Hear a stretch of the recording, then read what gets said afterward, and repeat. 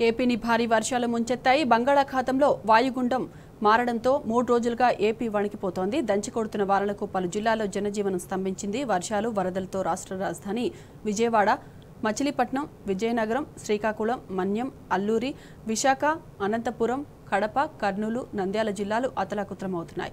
ముంపు ప్రాంతాల్లో తెల్లవారుజామున 4 గంటల వరకు పర్యటించిన సీఎం చంద్రబాబు వర్ష బీభత్సంపై ఎప్పటికప్పుడు సమీక్ష నిర్వహిస్తున్నారు. భారీ వర్షాల దృష్ట్యా ఇవాళ విద్యాసంస్థలకు సెలవులు ప్రకటించారు అధికారులు.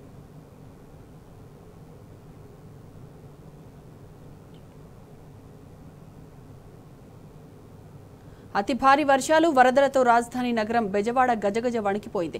అతి భారీ వర్షాలతో పాటుగా బుడమేరు పొంగడంతో నగరవాసులు నరకం చూశారు. అనేక ప్రాంతాలు వరద గుప్పిట్లో చిక్కుకున్నాయి. వాగులు, వంకలు పొంగి పొర్లి రహదారులు, చెరువులను తలపించడంతో రవాణా వ్యవస్థ స్తంభించింది. రాష్ట్రంలో 14 నియోజకవర్గాల్లో 20 సెంటీమీటర్ల కంటే ఎక్కువ వర్షపాతం నమోదైంది. వర్షాలు, వరదలకు 15 మంది మరణించారు. ముంపు ప్రాంతాల్లో సహాయక చర్యలను వేగవంతం చేశాయి పోలీస్, ఎన్డీఆర్ఎఫ్, ఎస్డీఆర్ఎఫ్ బృందాలు. 294 గ్రామాలకు చెందిన వేలాది మందిని పునరావాస కేంద్రాలకు తరలించాయి.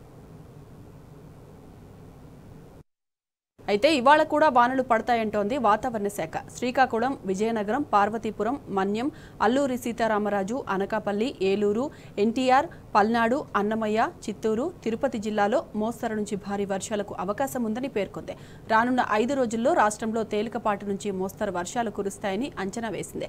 మత్స్యకారులు వేటకు వెళ్లకూడదని హెచ్చరించింది. అంతేకాదు గంటకు 30 నుంచి 40 కిలోమీటర్ల వేగంతో ఈదురుగాలులు వీస్తాయని, అక్కడక్కడ కొన్ని జిల్లాలో పిడుగులు పడే ఛాన్స్ ఉందని చెబుతోంది.